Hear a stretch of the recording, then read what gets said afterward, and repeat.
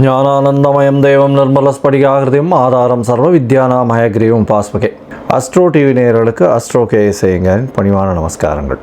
வார பலன் 3/6/2024 9/6/2024 வரை உண்டான வாரத்திற்கு என்னென்ன பலன்கள் மேஷம் முதல் மீனம் வரை அப்படின்றத பார்க்கலாம். அதற்கு முன்னாடி இந்த வாரத்தினுடைய கோல்சாரம் என்ன, இந்த வாரத்தில் வரக்கூடிய விசேஷ நாட்கள் என்ன, இந்த வாரத்தில் வரக்கூடிய எந்தெந்த ராசிக்காரர்களுக்கு சந்திராஷ்டமம், இதை 3 வகையாக பார்க்கலாம். முதல்ல இந்த வாரத்தினுடைய கோல்சாரம் காலபுருஷ தத்துவத்தின் முதல் ராசியான மேஷ ராசியில் ஆட்சி பெற்ற செவ்வாய், ஆண் கிரகமான ஆட்சி பெற்ற செவ்வாயாக இருக்கிறது விசேஷம். ரிஷபத்தில் 4 கிரகங்கள், சூரியன், குரு, புதன், சுக்கிரன். கேது பகவான் கன்னியிலையும், கும்பத்தில் சனி பகவான், ராகு பகவான் மீனத்திலையும் இருக்கார். இந்த வாரத்தில் சந்திர பகவான் அஸ்வினி நட்சத்திரம் மேஷ ராசியிலிருந்து பூச நட்சத்திரம் கடக ராசி வரலும் போகிறார். இந்த 4 ராசிகள் மேஷம், ரிஷபம், மிதுனம், கடகம் 4 ராசிகள் பிரயாணிக்கிறார். இந்த வாரத்தில் பார்த்தாலேயானால் கிரகச்சாரங்கள் வேறு எதுவும் இல்லை, மாற்றங்கள் எதுவும் இல்லை. இதுதான் அதிவேகமாக செல்லக்கூடிய கோள்கள் தான் இருக்குது. அதாவது சந்திர பகவானுடைய மாற்றம் தான் இருக்குது. இந்த வாரத்தினுடைய கடைசியில், அதாவது 9ஆம் தேதி அன்னைக்கு ஞாயிற்றுக்கிழமை சாயந்தரம் புத பகவான் தன்னுடைய வீட்டுக்கு ஆட்சி பெற போகிறார். அதாவது ரிஷபத்திலிருந்து மிதுனத்துக்கு போகிறார். இந்த வாரத்தில் வரக்கூடிய விசேஷ நாட்கள் அப்படின்னு பார்த்தோமேனால் 3ஆம் தேதி திங்கட்கிழமை 3/6/2024 வாஸ்து புருஷன் கண் விழிக்கும் நாள் அப்படின்னு போட்டிருக்கும். வாஸ்து புருஷன் கண் விழிக்கிறது அப்படின்னா அந்த காலகட்டத்தில் கிரகப்பிரவேசம் பண்ணுறது, மனை கோல் ஊன்றது, அதை தவிர அஸ்திவாரம் தோன்றது, இதெல்லாம் அந்த காலகட்டத்தில் பண்ணும் பொழுது அந்த ப்ராஜெக்டு எல்லாமே சக்ஸஸ்ஃபுல்லாக முடியும் அப்படின்றது ஜோதிட சாஸ்திரத்தில் சொல்லியிருக்கு. வாஸ்து பகவான் அப்படின்றவர் ஒரு வருஷத்தில் ஒரு 8 தடவை தான் கண் விழிப்பார். அந்த காலகட்டத்தில் எந்த வித தோஷமும் கிடையாது. அதாவது தோஷம் அப்படின்னு பார்த்தாலேனால் ராகு காலம், யமகண்டம், குளிகை, இல்லை அந்த திதி தோஷம் அப்படின்னு சொல்லக்கூடியது, வார தோஷம் அப்படின்னு சொல்லக்கூடிய வாரங்களுடைய தோஷம், சனிக்கிழமை, செவ்வாய்க்கிழமை, இந்த மாதிரியான விஷயங்கள்லாம் பார்க்கவே வேண்டாம். அது தவிர அஷ்டமி, நவமி திதிகள் அதனுடைய தோஷங்கள் இருந்தாலும் பார்க்க தேவையில்லை. இந்த 3ஆம் தேதி அன்னைக்கு வாஸ்து புருஷன் கண் விழிக்கும் நாள் அப்படின்னு பார்க்கும்பொழுது 9:05 காலையில், அதாவது 6 மணிக்கு சூரிய உதயம் அப்படின்றத வச்சுட்டு இந்த டைம் போட்டிருக்கோம். 9:05 காலையில் இருந்து 1.5 மணி நேரம், அதாவது 10:35 வரலும் வாஸ்து புருஷன் கண் விழிச்சிருக்கார். இந்த 1.5 மணி நேரம், அதாவது 90 நிமிஷங்களை 5ஆக பிரிக்கிறார். வாஸ்து புருஷன் கண் விழித்து அவருடைய காலை கடன்களை முழிக்கிறது, அதற்கு பிறகு அடுத்த 18வது நிமிஷம் குளிக்கிறது, அதற்கு பிறகு பூஜை அறையில் பூஜை செய்வது அடுத்த 3வது 18வது நிமிஷம், 4வது 18வது நிமிஷம் அப்படின்னு பார்த்தாலேயானால் போஜனம் செய்வது, 5வது 18வது நிமிஷம் தாம்பூலம் தரித்தல். இந்த போஜனம் செய்யும் பொழுதும் தாம்பூலம் தரிக்கும் பொழுதும் உண்டான காலகட்டங்களில், அதாவது கடைசி 36 நிமிஷம் அப்படின்னு சொல்லக்கூடியது 9:05 ஆரம்பித்தாலும் 10:35 முடியும் பொழுது 9:59 10:35 வரலும் உண்டான நேரத்தில் செய்யக்கூடிய காரியங்கள் எல்லாமே வெற்றியில் போய் நிற்கும்.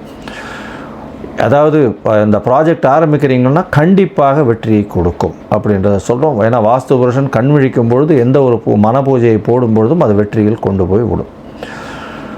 சரி, இதற்கு பிறகு பார்த்தோமேயானால் 4ஆம் தேதி அன்னைக்கு பிரதோஷ காலம். பிரதோஷ காலம் அப்படின்னு சொல்கிறது 13ஆம் நாள், அதாவது வளர்பிறையிலும் தேய்பிறையிலும் வரக்கூடிய 13ஆம் நாளை பிரதோஷம்னு சொல்லும். சாயந்தரம் சிவன் கோயிலில் பிரதோஷ தீபாராதனை ரொம்ப முக்கியம். எல்லா விதமான தோஷங்களையும் போக்கக்கூடிய ஒரு விசேஷத்தை கொடுக்கக்கூடியது இந்த பிரதோஷ காலம். பிரதோஷத்துக்கு விரதம் இருக்கிறதன் மூலியமாக கடன்கள் அற்று போகும், எல்லாவித பிணிகளும் அற்று போகும் அப்படின்றது ரொம்பவும் விசேஷம். பிரதோஷ காலத்தில் அதுவும் சாயந்தரம் 5:45 6:15 வரலும் உண்டான காலகட்டத்தில் அந்த தீபாராதனை காட்டுறதை சேவிச்சுட்டு தான் பிரதோஷத்துக்கு விரதம் இருக்கிறவா தீபாராதனையை சேவிச்சுட்டு அதுக்கப்புறம் பிரசாதம் வாங்கி சாப்பிட்டதுக்கப்புறம் தான் வீட்டில் போய் சாப்பிடவே செய்வாங்க. அன்னைக்கு மொத்தம் பட்னியாக இருக்கிறது, அதாவது உபவாசம் இருக்கிறது பெரிய விசேஷம். பிரதோஷத்தின் மூலியமாக நினைத்த காரியங்கள் கண்டிப்பாக நிறைவேறும். இப்போ வர்றது அடுத்து அமாவாசை வர்றதுனால தேய்பிறை பிரதோஷமாக இருக்குது. அதனால் எந்த ஒரு விஷயத்தையும் தன்னை விட்டு அகல வேண்டும்ன்றதை வேண்டிக்கிறது ரொம்பவும் விசேஷம். அதாவது தன்கிட்ட இருக்கக்கூடிய கடன் அகல வேண்டும், பிணி அகல வேண்டும், தனக்கு பிரச்சனைகள் இல்லாமல் இருக்க வேண்டும், இந்த மாதிரி வேண்டிட்டு இருக்கிறது பெரிய விசேஷத்தை கொடுக்கும். இந்த வாரத்தில் பார்த்தீங்கன்னா 6ஆம் தேதி அன்னைக்கு அமாவாசை, அதாவது சூரியனும் சந்திரனும் ஒரே பாகையில் வரக்கூடிய நாள் அமாவாசைன்னு சொல்கிறோம். இது ஒரு பெரிய விசேஷத்தை கொடுக்கக்கூடிய காலகட்டம். அதாவது மூதாதையர்களுக்கு செய்ய வேண்டிய கடமைகளை செய்யணும், தாய் தகப்பனார் பித்திருக்களுக்கு செய்ய வேண்டிய கடமைகளை செய்யணும் அப்படின்றத நினைவுறுத்துறதும், சூன்ய திதின்றதுனால எல்லா விதமான விஷயங்களையும் விட்டுட்டு மூதாதையர்களுக்கு செய்ய வேண்டிய கடமைகளை மட்டும் செய்யணும் அப்படின்றது இந்த ஒரு நாளில் குறிக்கப்பட்டிருக்கு. இந்த வாரத்தில் பார்த்தீங்கன்னா இந்த எல்லா விதமான ஏற்றங்களும் இருக்கக்கூடியதாக இருக்குது. இந்த வாரத்தில் ராசிகளை பொறுத்தவரையிலும் கன்னி, துலாம், விருச்சிகம், தனுசு இந்த 4 ராசிக்காரர்களுக்கு சந்திராஷ்டம காலம். சந்திராஷ்டமம்னா உங்களுடைய பிறந்த ராசியிலிருந்து 8ஆம் இடத்துல சந்திர பகவான் மறையும் பொழுது சந்திராஷ்டமம்னு சொல்கிறோம். சந்திரன் அப்படின்னு சொல்லக்கூடியவர் மதிகாரகன் மறைந்து இருக்கக்கூடிய காலகட்டத்தில் கண்டிப்பாக மதி மயங்கக்கூடும், தவறான முடிவுகள் எடுக்கக்கூடும். அதனால் முடிஞ்ச வரலும் இந்த காலகட்டங்களை தவிர்ப்பது நல்லது. வெளியூர் வெளிமாநில பிரயாணங்களையும் தவிர்ப்பது நல்லது. இந்த காலகட்டத்தில் உங்களால் முடிஞ்சதுன்னா அருகில் இருக்கக்கூடிய கோசாலையில் போய் அகத்திக்கீரை கட்டு ஒரு பசுமாட்டுக்கு கொடுத்துட்டு வாங்க. இதன் மூலியமாக சந்திர பகவானுக்கு உண்டான பரிகாரம்னு சொல்லக்கூடியது இது. அதனால் சந்திராஷ்டமத்தின் தாக்கம் வெகுவாக குறையும். இப்போ என்னுடைய மொபைல் நம்பர் ஸ்க்ராலிங்கில் கீழே வந்துட்டுருக்கோம். உங்களுக்கு எனக்கு அஸ்ட்ராலாஜிக்கல் கன்சல்ட் தேவைப்படுமாயின் நீங்கள் உங்களுடைய date, time, place of birth, உங்களுடைய நேம், பேரண்ட்ஸ் நேம் இதெல்லாம் அனுப்பிச்சிடனா. சந்தி இருக்கான்னு முதல்ல பார்க்கணும். அதாவது பாத சந்தி, சந்திரனுடைய பாத சந்தி எந்த ராசியோ அந்த ராசியில் இருக்கக்கூடிய பாத சந்தி இருக்கான்றதை பார்க்கணும்.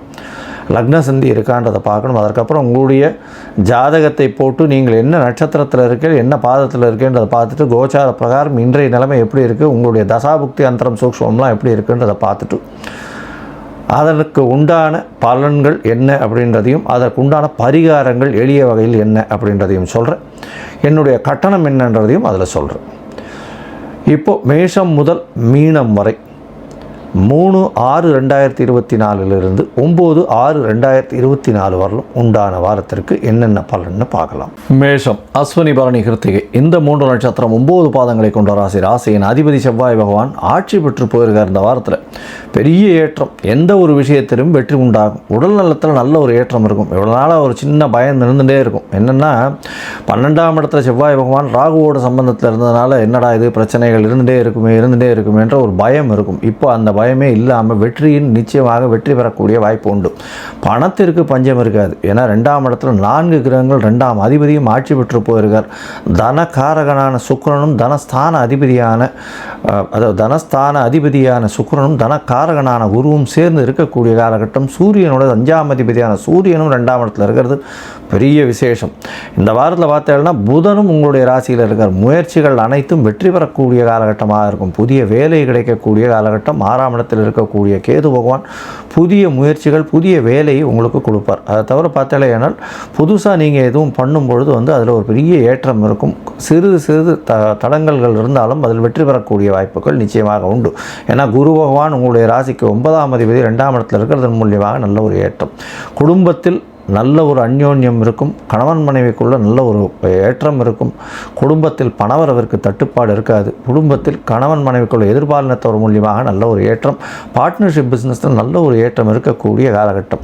தொழிலில் பார்த்தீங்கன்னா அபரிமிதமான ஏற்றம் இருக்கும். ஏன்னா குருவே தொழில் ஸ்தானம்னு சொல்லக்கூடிய 10ஆம் இடத்தை பார்க்குறார். 11ஆம் இடத்தில் 11ஆம் அதிபதியும் ஆட்சி பெற்று இருக்கிறது பெரிய விசேஷம். அதனால் எந்த ஒரு தொழிலாக இருந்தாலும் மருத்துவம் சம்பந்தப்பட்டதோ இல்லை இரும்பு சம்பந்தப்பட்ட இன்ஜினியரிங் கான்ட்ராக்டு இந்த மாதிரியான விஷயங்களில் இருக்கிறவாளுக்கெல்லாம் பெரிய ஏற்றம் கிடைக்கக்கூடிய காலகட்டம். அதுவும் சமையல் கலை வல்லுநர்களுக்கு பெரிய ஏற்றம். IAS IPS போன்ற யூனிஃபார்ம் சர்வீசஸில் இருக்கிறவாளுக்கு பெரிய ஏற்றம். பிளட் டொனேஷன் இது பண்ணுறது, பிளட் பேங்க் வச்சிருக்கிறவா இவாளுக்கெல்லாம் பெரிய ஏற்றம் கிடைக்கக்கூடிய காலகட்டமாக இருக்கும். வெளிநாட்டிலிருந்து வெளிநாட்டிலிருந்து வரக்கூடிய இந்த என்ன சொல்கிறது, அதாவது எக்ஸ்போர்ட் இம்போர்ட் பிஸ்னஸில் பெரிய ஏற்றம் கிடைக்கக்கூடிய காலகட்டமாக இந்த வாரம் அமைய போகிறது. இந்த வாரத்தில் பார்த்தீங்களேனால் உங்களுக்கு சந்திர பகவான் உங்களுடைய ராசியிலேயே இந்த வாரத்தை ஆரம்பிக்கிறார். சந்திர பகவான் உங்களுடைய ராசியில் 3ஆம் தேதியிலிருந்து 4ஆம் தேதி மாலை ஒரு 4ஆம் தேதி காலை ஒரு 4:15 மணி வரலும் இருக்கக்கூடிய காலகட்டமாக அமையிறது. இந்த காலகட்டத்தில் பார்த்தீங்களேனால் சந்திரனும் செவ்வாயும் சேர்ந்து இருக்கக்கூடிய காலகட்டம். அதனால் சந்திர மங்கள யோகம் அமையிறது. சந்திர மங்கள யோகம்னா புதிய வீடு நிலம் வாங்கக்கூடிய வாய்ப்புகள் கிடைக்கும். அதை தவிர தாயின் உடல்நிலையில் நல்ல ஒரு ஏற்றம் கிடைக்கக்கூடிய காலகட்டமாக அமையும். உங்களுடைய ராசிக்கு 2ஆம் இடத்துல சந்திர பகவான் போகிறார். அது 7ஆம் தேதி காலை ஒரு 9:15 மணி வரலும் இருக்கார். 7ஆம் தேதி கார்த்தால ஒரு 9-9:15 மணி வரலும் இருக்கக்கூடிய காலகட்டம். அதாவது சந்திர பகவான் மேஷ ராசியில் 5ஆம் தேதி வரலும் இருக்கார். 5ஆம் தேதி காலை ஒரு 4:15 மணி வரலும் இருக்கார். அதற்கு பிறகு அவர் ரிஷபராசிக்கு போகிறார். அதாவது 2ஆம் இடத்துக்கு போகிறார். 5 கிரகங்கள் சேர்ந்து இருக்கக்கூடிய காலகட்டமாக ஆகிறது. இது மூலியமாக பார்த்தாலேயானால் நல்ல ஒரு ஏற்றம் கிடைக்கும். உங்களுடைய ராசிக்கு 4-5 அதிபதிகள் சேர்ந்து இருக்கக்கூடிய காலகட்டம்.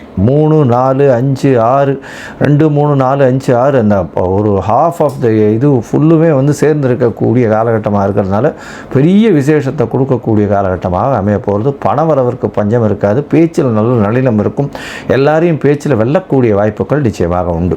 உங்களுடைய ராசிக்கு 3ஆம் இடத்துல சந்திர பகவான் போகிறார். அதாவது 3ஆம் இடம்னு சொல்லக்கூடியது மிதுனத்துக்கு போகிறார். இது 7ஆம் தேதி கார்த்தால ஒரு 9:15 மணியிலிருந்து 9ஆம் தேதி மாலை ஒரு 4:45 மணி வரலும் இருக்கக்கூடிய காலகட்டமாக அமைகிறது. இந்த காலகட்டத்தில் பார்த்தீங்களேயானால் உங்களுடைய முயற்சிகள் அனைத்தும் வெற்றி பெறக்கூடிய வாய்ப்புகள் நிச்சயமாக உண்டு. உங்களுடைய தாயின் உடல்நிலையில் சற்று செட்பேக் இருக்கக்கூடிய காலகட்டமாக இருக்கும். இருந்தாலும் வெற்றிகள் நிச்சயமாக கிடைக்கும். இந்த வாரத்தில் உங்களுடைய ராசியின் அதிபதியான செவ்வாய் பகவானே சனி பகவான் பார்க்குறார். இருந்தாலும் வேகம் அதிகமாக இருக்கும். வண்டி வாகனம் ஓட்டும்போது ஜாகிரதையாக ஓட்டுறது நல்லது. உங்களுடைய ராசிக்கு 4ஆம் இடத்துல சந்திர பகவான் போகிறார். அதாவது 9ஆம் தேதி மாலை ஒரு 4:45 மணியிலிருந்து 12ஆம் தேதி அதிகாலை ஒரு 1:45 மணி வரலும் இருக்கக்கூடிய காலகட்டம். இதன் மூலியமாக பார்த்தலையானால் 4ஆம் அதிபதி 4ஆம் இடத்தில் ஆட்சி பெற்று போயிருக்கிறதுனால படிக்கக்கூடிய மாணவர்களுக்கெல்லாம் நல்ல ஒரு ஏற்றம் கிடைக்கக்கூடிய வாய்ப்புகள் மிகவும் அதிகம். இந்த வாரத்தில் நீங்கள் அருகில் இருக்கக்கூடிய முருகன் கோயிலுக்கு போயிட்டு வாங்க. ஏன்னா செவ்வாய் பகவான் ஆட்சி பெற்று போயிருக்கிறது பெரிய விசேஷம். பவழம் மாலை முருகனுக்கு போட முடிஞ்சதுன்னா போடுங்க. பவழம் ஒரு மோதிரம் வாங்கி போட்டுக்கோங்க. அதை தவிர உங்களால் முடிஞ்சதுன்னா தோரம் பருப்பு தானம் கொடுக்குங்க. இதன் மூலியமாக உங்களுக்கு வரக்கூடிய எந்த பிரச்சனைகளாக இருந்தாலும் நிச்சயமாக வெற்றியை தேடி கொடுக்கும்.